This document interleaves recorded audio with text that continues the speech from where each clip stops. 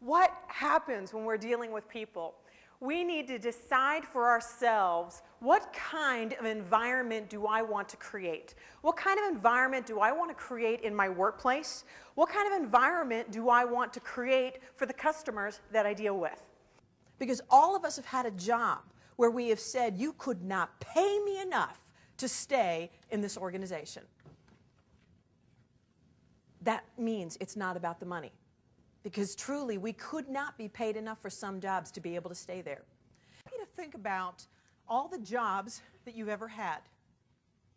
And I'd like you to think about whether or not you've ever quit a job voluntarily.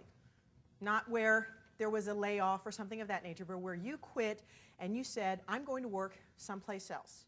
If that has ever happened in your life, stand up. Now I'm going to talk about some reasons that you may have quit. When I touch on your reason, I would like you to sit down, all right? Nobody recognized me in my company. There was no room for advancement. I couldn't get anywhere. My boss did not support me. There was so much change going on, I got fed up with the changes because nobody knew what anybody else was doing. My coworkers were driving me nuts. We don't quit for more money. We don't start looking for a job for more money. We don't start looking for a job until something goes wrong and we decide it's not worth what I'm making here and I'm worth more to put up with what's happening in this place.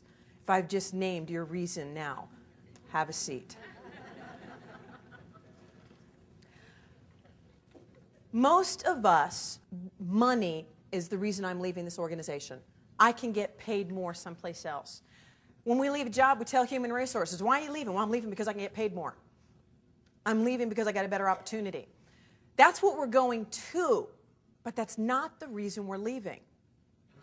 And as leaders of our organization, we need to take a look at what is the real reason that made that person start looking. People do not leave bad jobs.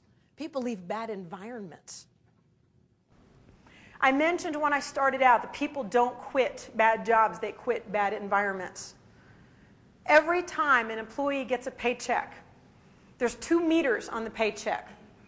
1 meter is obvious for everybody to see. It's the paycheck meter, how much I got paid this week. But there's an invisible meter on that paycheck as well. I call it the garbage meter. And what they're asking themselves is it worth putting up with all this garbage to get this paycheck? And as long as the garbage meter stays below the paycheck meter, people keep their jobs. As soon as the garbage meter exceeds the paycheck meter, they're looking for something else. What our job is as a coach and as a teacher is to keep that garbage meter as low as possible. Now, you can't get rid of it. Every job is garbage, doesn't it?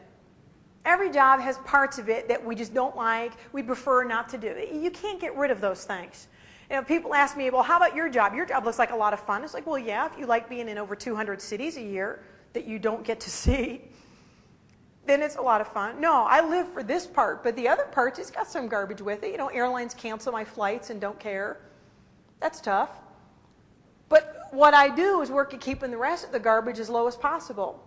And what I found is there's 30 things that managers inadvertently do that raise the garbage meter. So a lot of times, the reason our employees have a bad attitude actually has less to do with them and everything to do with us. What am I doing that inadvertently raises the garbage meter? Let me give you an example. There's a term called impaling.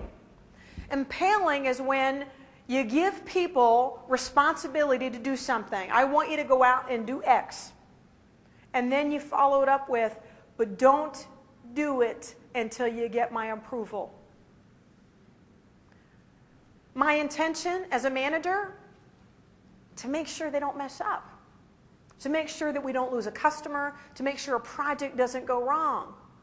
But there's an underlying message that the employee gets, and that's, you don't trust me.